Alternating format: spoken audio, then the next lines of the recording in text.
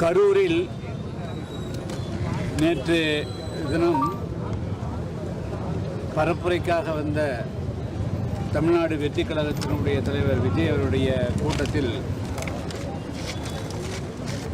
ஏறக்குறைய பரப்புரை நடத்துகின்ற பொழுது நெரிசலில் சிக்கி ஏறக்குறைய 39 பேர் உயிரிழந்த சம்பவம் மிகவும் வருத்தத்தை அளிக்கக்கூடியது. இந்த சம்பவம் எந்த காரணத்தை கொண்டும் நடந்திருக்கக்கூடாது. இதை கேள்விப்பட்டவுடன் என்ன காரணத்தினால் இந்த சம்பவம் நடந்தேறியது என்பதை தெரிந்து கொள்வதற்காகவும், அதே போல அந்த நிகழ்விலே சிக்கி காயமுற்று சிகிச்சை பெற்று வரக்கூடியவர்களை சந்திப்பதற்காகவும், அதே போல உயிரிழந்தவருடைய குடும்பங்களை சந்தித்து ஆறுதல் கூறுவதற்காகவும் இன்று நேரடியாக இங்கே வந்திருக்கிறோம். இப்பொழுது நான் நேற்றைய தினம் விஜய் அவர்கள் நடத்திய அந்த கூட்டத்தினுடைய அந்த இடத்திலிருந்து தான் பத்திரிகையாளர் சந்தித்து கொண்டிருக்கிறோம். அதாவது விஜய் ஒரு திரைப்படத்தினுடைய பிரபலமானவர். அண்மையில் தான் அரசியல் கட்சியை துவங்கியிருக்கிறார். 3வது நிகழ்ச்சியாக அவர் இந்த கூட்டத்திலே கலந்து கொண்டிருக்கிறார். பொதுவாக திரைப்பட நடிகர்கள் என்று சொன்னாலே எல்லா மக்களும் ஆர்வத்துடன் பார்க்க வருவார்கள். எனவே அவர்களை போன்றவர்கள் ஒரு பொதுக்கூட்டத்திற்கு வருகின்ற பொழுது அவர்களுக்கு ஒதுக்கப்படக்கூடிய இடங்கள் விசாலமானதாக இருக்க வேண்டும். இப்பொழுது நாங்கள் பார்வையிட்ட இடத்தை பொறுத்த மட்டிலும் இது எந்த விதத்திலேயும் ஒரு சாதாரணமான ஆர்ப்பாட்டம் நடத்துவதற்கு கூட தகுதியற்ற இடம் இந்த இடம். ஆனால் எப்படி இது காவல்துறை இந்த இடத்தை அவர்களுக்கு ஒதுக்கிறார்கள் என்று தெரியவில்லை. கரூரில் எவ்வளவோ மிக விசாலமான இடங்கள் இருக்கின்ற பொழுது நகரனுடைய மையப்பகுதியிலிருந்து 3-4 கிலோமீட்டருக்கு அப்பால் ஒரு புறநகர் பகுதியில் வேலுசாமிபுரம் என்று அழைக்கக்கூடிய இந்த பகுதியில் ஒதுக்கி இருப்பதே இது ஒரு நல்ல நோக்கம் இருப்பதாக தெரியவில்லை. பொதுவாக தமிழ்நாட்டில் அண்மை காலமாக ஆளுங்கட்சி அல்லது அவர்களோடு கூட்டணி இருக்கக்கூடிய கட்சிகளுக்கு ஒரு விதமான பார்வையுடனும், அதே சமயத்தில் எதிர்த்தரப்பில் இருக்கக்கூடிய அரசியல் கட்சிகளுக்கு அனுமதி கொடுப்பதிலேயும் 2 விதமான போக்குகளை தமிழ்நாடு அரசும் காவல்துறையும் மேற்கொண்டு வருகின்றன. அந்த வகையிலே திட்டமிட்டு தமிழ்நாடு வெற்றி கழகத்தினுடைய தலைவர் விஜய் அவர்களுக்கு ஒரு அவப்பெயரை உருவாக்க வேண்டும், அவருடைய கூட்டம் சிறப்பான முறையிலே நடந்திடக்கூடாது என்ற தீய நோக்கத்துடனேயே இந்த இடத்தை கொடுத்திருப்பதாக அது திணித்திருப்பதாக தெரிகிறது. மேலும் அவர் அவருடைய வாகனம் கிழக்கிலே இருந்து மேற்கு நோக்கி போகிறது. அப்படி என்று சொன்னால் அவருக்கு இடதுபுறமாகத்தான் அந்த வாகனம் சென்றிருக்க வேண்டும். எதற்காக காவல்துறை வலதுபுறமாக அவருடைய வாகனத்தை ஒதுக்கிவிட்டது? 2வது, அவர் அந்த நுழைவாயிலேயே அவர் பேசியிருக்க முடியும். ஆனால் அவருக்கு ஒரு இடத்தை புள்ளியை கொடுத்துவிட்டு இந்த இடத்துக்குத்தான் செல்ல வேண்டும் என்று கூட்டத்துக்குள்ள, நெரிசலான கூட்டத்துக்குள்ள அவரை கட்டாயத்தைப்பற்றி நிர்பந்தப்படுத்தி தள்ளி கொண்டு வந்ததுதான் கூட்டம் முண்டியடித்து கொண்டு வர வேண்டிய நிர்பந்தம் ஏற்பட்டிருக்கிறது.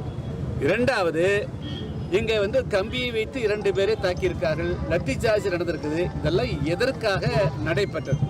அடுத்து அந்த நேரத்தில் 1 மணி நேரத்துக்கு மேலாக அவர் கூட்டம் நடக்கிற போது அது இரவில் 7:45 மணி 8 மணிக்கு மின்சார துண்டிப்பு எதற்கு செய்தார்? அப்போ இது எல்லாமே திட்டமிட்டு பார்க்கின்ற பொழுது தமிழ்நாட்டு அரசியலில் ஆளுங்கட்சி மட்டும்தான் கூட்டம் நடத்தணும், அவர்கள் மட்டும்தான் மாநாடு நடத்தணும். வேறு எந்த அரசியல் கட்சிகளுமே தங்களை தாண்டி ஒரு அரசியல் கட்சி ஒரு கூட்டத்தை நடத்தி சிறப்பாக பெயர் வரக்கூடாது என்ற ஒரு உள்நோக்கத்தோடு தான் இந்த அரசு நடந்து கொண்டிருக்கிறது. அந்த வகையில் திட்டமிட்டு தமிழ்நாடு வெற்றி கழகத்தினுடைய தலைவர் விஜய் அவர்களுடைய கூட்டத்தை சீர்குலைக்க வேண்டும். அதை ஏதாவது ஒரு அசம்பாவித்தை உருவாக்கணும், அவருக்கு ஒரு பயத்தை உருவாக்கணும், அவருக்கு ஒரு கெட்ட பேரை பொதுமக்கள் மத்தியில் உருவாக்கணும். திமுகவுக்கு மாற்றாக 2026 சட்டமன்ற தேர்தல் இன்னொரு சக்தி எழுந்து வந்துவிடக்கூடாது என்ற அரசியல் நோக்கத்தோடு தான் இந்த கூட்டம் சீர்குலைக்கப்பட்டதாக தெரிகிறது. இதனால் ஒரு சுதந்திரமான ஒரு விசாரணை இருந்தால் ஒழிய, அதுவும் மத்திய அரசனுடைய விசாரணை இருந்தால் ஒழிய அது உண்மை நிலைமைகள் வரது. ஏன்னா இது தொடர்ந்து திமுகவுடைய ஆட்சியில் அது எதிர்கட்சிகள் நாங்கள் வந்து 1999 மாஞ்சோலை தேயிலை தொழிலாளர்களுக்காக வந்து சாதாரணமாக மத்தியானம் 2:30 மணிக்கு கொடுத்துக்கின்ற வெயிலில் ஆண்களும் பெண்களும் போனோம். அதை அப்படியே அடித்து லத்திச்சார்ஜ் பண்ணி ஆற்றுக்குள்ளே கொண்டு 17 பேர் கொண்டாங்க. இப்போ அதே போல் 8 மணிக்கு மின்சாரத்தை கட் செஞ்சுட்டு இருட்டுக்குள்ளே அத்தனை பேர்த்தையும் கும்பலாக தள்ளி விட்டு இது வந்து 39 பேர் வந்து கொலை செய்யப்பட்டிருக்காரு தான் சொல்லணும். இது வந்து நான் வந்து 39 பேர் வந்து இது மரணம் என்று சொன்னேன். 39 பேர் கொலை தான் செய்யப்பட்டிருக்காரு தான் நாங்கள் வந்து குற்றம் சுமத்த விரும்புகிறேன். அதனால் வந்து இதுக்கு வந்து இந்த அரசு தான் பொறுப்பெடுத்துக்கணும். காவல்துறையை வந்து அரசியலாக்கிட்டாங்க. அவர்கள் வந்து கரை கட்டாத திமுக காரர்களாக செயல்படணும். அது கான்ஸ்டபிள் இருந்து எஸ்பியிலிருந்து டிஜிபி வரையிலும் அந்த மாதிரி ஒரு நிலையை வந்து தமிழ்நாட்டில் தள்ளுகிறாங்க. மத்திய அரசு இதை வந்து வேடிக்கை பார்த்தால் தமிழ்நாட்டில் 2026 சட்டமன்ற தேர்தல் நேர்மையாக நடக்காது, அமைதியாக நடக்காது. ஆனால் மத்திய அரசு உடனடியாக தலையிட வேண்டும் என்று நான் வந்து வலியுறுத்துகிறேன். 39 பேர் கொலை செய்யப்பட்டிருக்காங்கன்னு நேரடியாக குற்றம் சாட்டுங்க. அந்த கொலைக்கான காரணம் யாருன்னு சார் சொல்றீங்க? அதாங்க நான் இவ்வளவு நேரம் சொன்னேன். மின்சாரத்தை எதுக்காக கட் பண்ணாங்க? மின்சாரம் கட் பண்ணுது. 2வது ஒரு பிரபல்யமான பிரசித்தி பெற்ற ஒரு நடிகர் அவர்.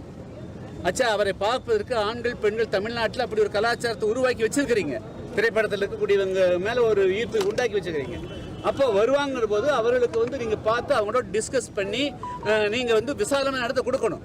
விசாலமான கொடுத்தோன்னா அவங்க பாட்டில் வந்து அந்த இடத்த நடத்திட்டு போயிடுவாங்க. நெருக்கமடியான இடத்த ஏன் கொடுக்குறீங்க நீங்கள்?